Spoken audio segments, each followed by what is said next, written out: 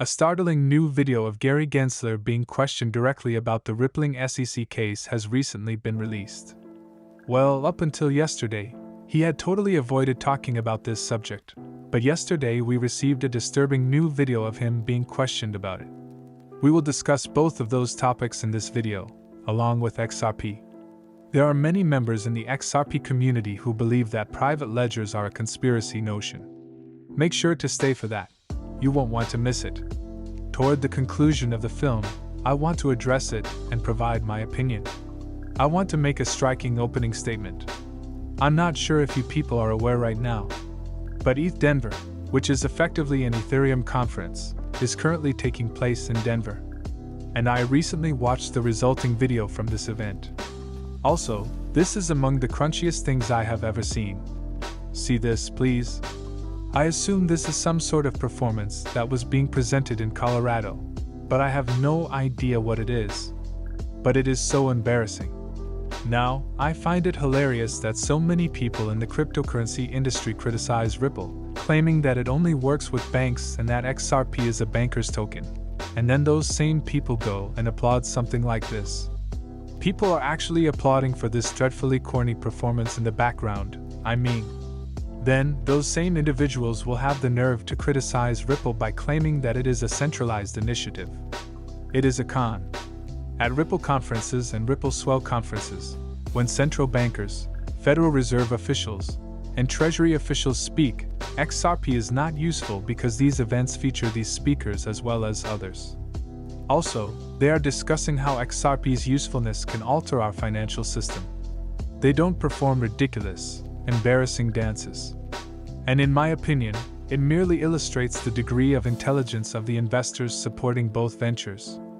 Those who purchase XRP are doing so for utility. They are investing in a venture that has the potential to completely alter our financial system. And they're not searching for such trite, insignificant performances. I'm referring to the idea that anyone would be enthusiastic about it or consider it to be good for the neighborhood. Simply put, I don't get it. Some in the Bitcoin industry try to paint Ripple's professionalism as a negative. And that simply seems absolutely ludicrous to me. I don't even place Metallic and someone like Brad Garlinghouse on the same stage when I look at them. Yes, I won't try to discredit Vitalik's talent as a developer. Yet after all is said and done, you only need to look at someone like Brad Garlinghouse, who is appropriately attired. And for that reason, he attends every meeting with central bankers. The most influential government figures in the fintech industry want to work at Ripple because of this. In my opinion, there is nothing comparable. The adults seated at the table are investing in XRP as a result. Because of this, we are aware that XRP is far superior to these other cryptocurrency ventures. At the top of the project, we do, in fact, have true leaders. Behind the Ripple, we have genuine leaders who can meet with these powerful people and actually accomplish something. Someone like Vitalik will never be taken seriously by these central bankers, in their eyes. They undoubtedly respect him. And I find it really astounding that some people would attempt to use anything like this to disparage Ripple. I only see it as a huge plus and am relieved that nothing similar occurs at events hosted by Ripple Swell. The clip I mentioned in the video's introduction, in which Gary Gensler is directly questioned about the ongoing legal dispute between the SEC and Ripple, is what I want to talk about next. While I give Bloomberg Crypto a lot of credit for actually doing this, I don't believe they had any insightful follow-up questions. And in this instance, I believe they could have further pinned him down. In any case, it was a very audacious move that I hadn't anticipated. I'll just start the video now. We'll break it down after that. Pay close attention.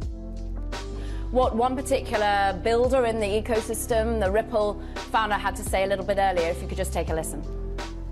The SEC is kind of playing offense and attacking the whole industry. This is not a healthy way to regulate an industry.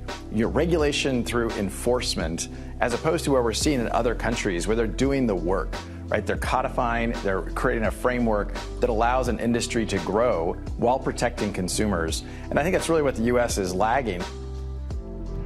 Now, Chair Gensler, I'm pretty sure you might say, well, look, a founder in that sort of business might be saying this, but what about some of these players, we've spoken to many who have perhaps been part of previous administrations who are now, advisors to some of these companies and worried a little bit about the holistic nature of really trying to regulate and worried that it is more about enforcement rather than rules of the road at the moment. Caroline, there's nothing incompatible crypto and our securities laws. Our securities laws were brought about to protect the investing public against fraud and schemes and manipulation.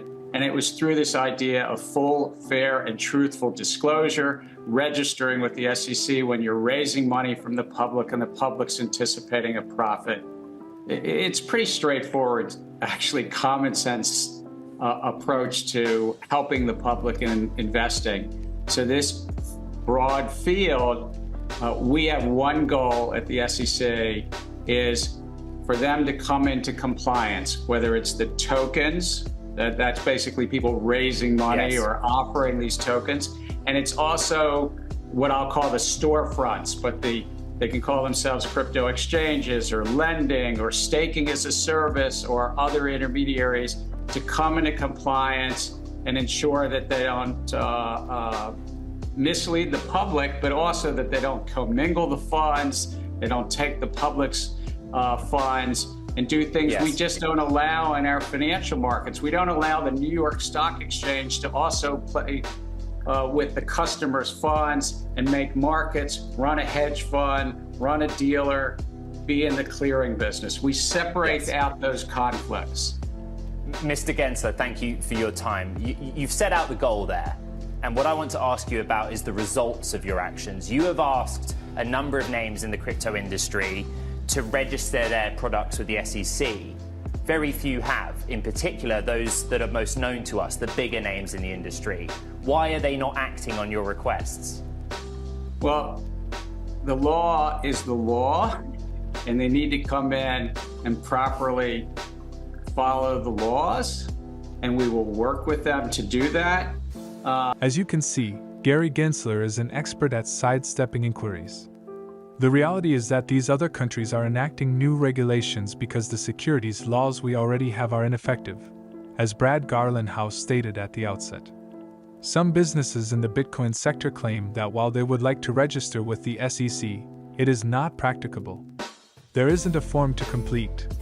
Moreover, Bitcoin organizations are not eligible to use these forms. Gary Gensler totally disregards this. All he says is to come in and register because he wants them to do so he can talk to them about their business and eventually sue them. In both Ripple and the library, it exactly matched what had occurred. Gary Gensler wouldn't be suing the good players while allowing the bad players to run amok if he wanted these companies to enter and register. When Ripple approached the SEC, they were later sued. The library was sued after they approached the SEC. When FTX entered and spoke with the SEC, they were given free access to our financial system. Gary Gensler is unwilling to change the regulations to ensure that these Bitcoin companies can comply because he has no interest in assisting the honest participants. Gary Gensler makes it sound like this is all about safeguarding investors. But everything that has happened over the past few months makes it abundantly evident that it is not. And to wrap up this video, I'd like to quickly discuss private ledgers. I had hoped to spend a little more time on this, but I'm afraid I'm running out of time, so I'll just quickly run through it. In the XRP community, I've seen a lot of individuals come out and claim that private ledgers are a myth and do not actually exist. Here is what I want to show you. Anthony Welfare, the CEO of the Ripple CBDC plan, has said explicitly that the private XRP ledger technology serves as the foundation for their CBDC technology. As of right now, we can see that Ripple is establishing central bank digital currencies utilizing private ledgers and that it is currently collaborating with more than 20 central banks. However, we are currently unable to provide precise information regarding the central bank's use of the private ledger. We really just don't know if they're using XRP in any other form. Possess a wealth of knowledge on what is occurring. But I believe it's crucial to realize that all of Ripple uses private ledgers. We simply don't know to what extent. The use of private ledgers is not a conspiracy hypothesis. Simply put, we're unsure of their precise role in the bigger system as a whole.